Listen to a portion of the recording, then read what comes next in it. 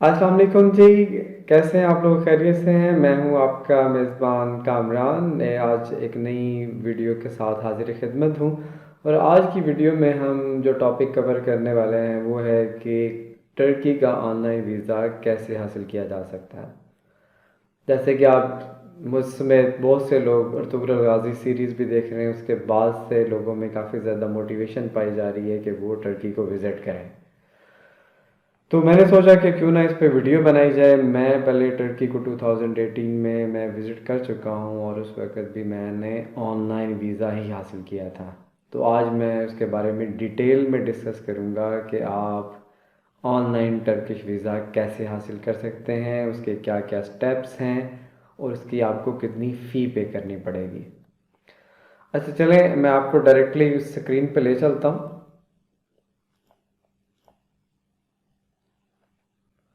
पर मैं screen share कर दूँ आप लोगों के साथ।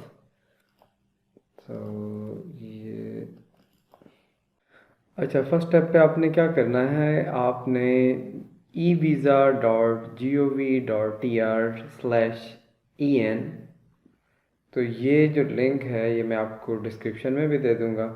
तो ये आपने कॉपी करके अपने ब्राउज़र में पेस्ट करना है और इस लिंक को ओपन कर लेना है। तो जैसे ही आप ओपन करेंगे तो ये आपको ये पेज ओपन हो जाएगा, ठीक है।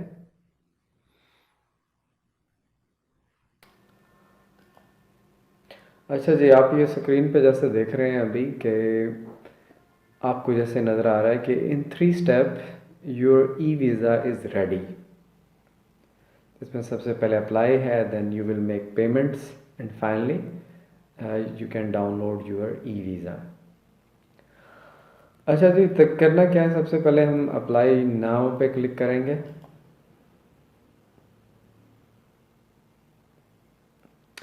अच्छा, तो ये विंडो हमारे सामने ओपन हुई है।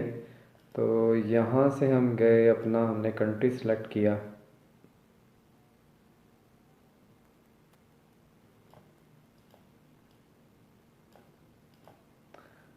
पासपोर्ट, आपका जो पासपोर्ट है वो आप उस पर क्लिक कर दें। जैसे कि ऑर्डिनरी पासपोर्ट है तो आप ऑर्डिनरी पासपोर्ट पे क्लिक करेंगे और यहाँ पे आप सिक्योरिटी वेरिफिकेशन लिखेंगे।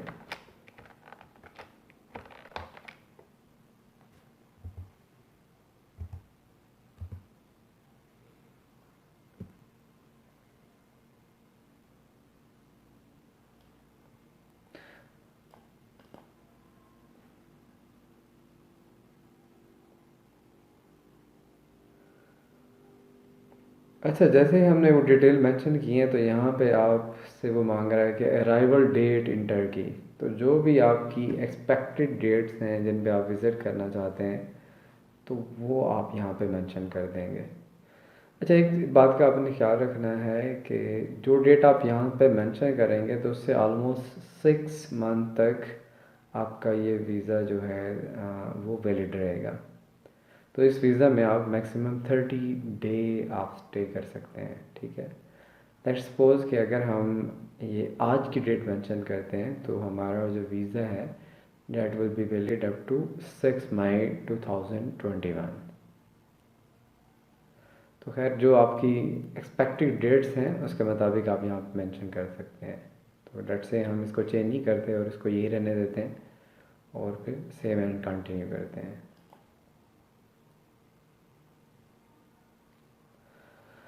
अच्छा जी, ये एक इम्पोर्टेंट इन्फॉर्मेशन है जिसका आपने ख्याल रखना है, जिसमें प्री रिक्विज़िट हैं वो मेंशन है कि ये प्री रिक्विज़िट आपने माइंड में रखने हैं, फिर ही आप ये ऑनलाइन वीज़ा है उसको यूज़ कर सकते हैं।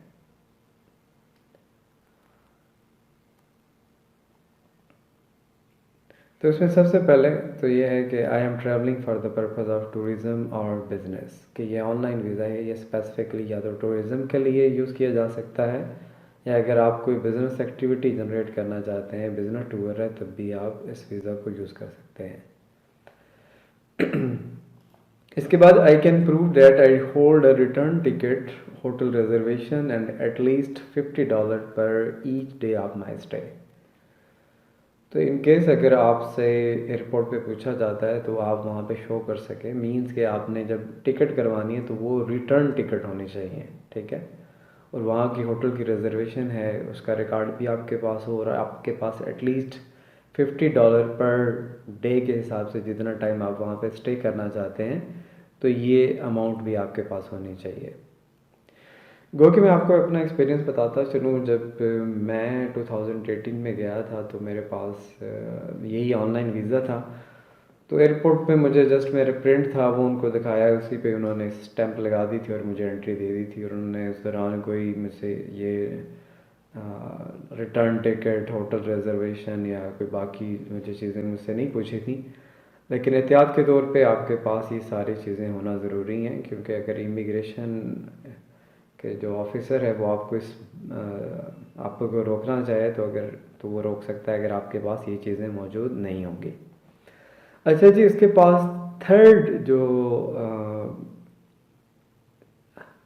कंडीशन है जो आपने फुलफ़िल करनी है वो ये है कि I have a valid supporting document, valid visa और valid resident permit from one of the Schengen countries, USA, UK और Ireland.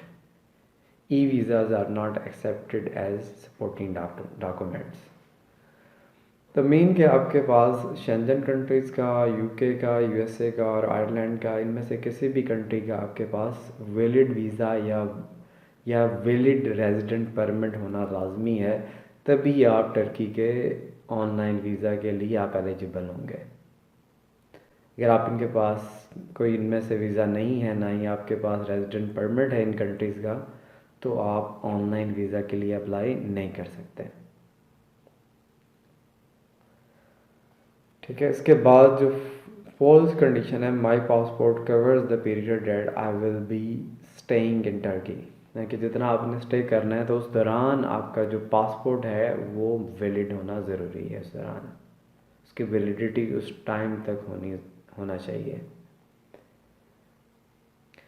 And finally I confirm that I meet each and every one of the condition listed above, यानी कि जो already इन्होंने ये 4 conditions बताई हैं ये आप कंफर्म कर रहे हैं कि मैं ये सब फुलफ़िल कर रहा हूँ, then you can proceed for next step. अच्छा, यहाँ पे फिर जैसे ही आप प्रोसीड करेंगे तो ये पर्सनल इंफॉर्मेशन का फॉर्म है। यहाँ पे आप फर्स्ट नेम, फिर सर नेम जिसको हम लास्ट नेम कहते हैं वो मेंशन करेंगे, डेट ऑफ बर्थ है, place of birth, mother's name, father's name, passport number है, passport issue date, passport expiry date, ठीक है। टाइप ऑफ सपोर्टिंग डॉक्यूमेंट कि आप कोई वीज़ा यूज़ कर रहे हैं या रेजिडेंट परमिट यूज़ कर रहे हैं, जो हमने लास्ट टाइम में देखा कि आपके पास शेंजन कंट्रीज़, यूके, यूएसए या आयरलैंड का वैलिड वीज़ा या रेजिडेंट परमिट होना लाजमी है ऑनलाइन वीज़ा अप्लाई करने के लिए। अगर आप पाकिस्तान से भी अप्लाई करना चाहते हैं तो ये वीज़ा आपके पास होना ज़रूरी है, आपके पासपोर्ट पे स्टैम्प हुआ हो या आपके पास रेजिडेंट परमिट हो। तो खैर फिर इसके पास सपोर्टिंग डॉक्यूमेंट फ्रॉम, जिस कंट्री से आपके पास वो वीज़ा या रेजिडेंट परमिट है वो आप मेंशन करेंगे, सपोर्टिंग डॉक्यूमेंट नंबर मेंशन करेंगे, उसकी एक्सपायरी मेंशन करेंगे, अपना ईमेल एड्रेस, फ़ोन नंबर और जो आपका एड्रेस है वो सब चीज़ें मेंशन करने के बाद आप सेव एंड कंटिन्यू पे क्लिक कर देंगे। तो जैसे ही आप क्लिक करेंगे तो एक ईमेल ऑटोमेटिकली आपके पास ईमेल एड्रेस में आ जाएगी।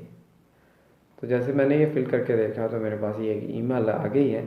तो इसके बाद जैसे ही मैं अप्रूव पे क्लिक करूँगा तो मुझे इसके बाद ये एक नए पेज पे ले जाएगा, जिसमें फिर वहाँ पे फ़ी मेंशन होगी, जो कि फ़ीस अभी $60 है और $1.5 जो हैं वो उनके सर्विस चार्जेस हैं।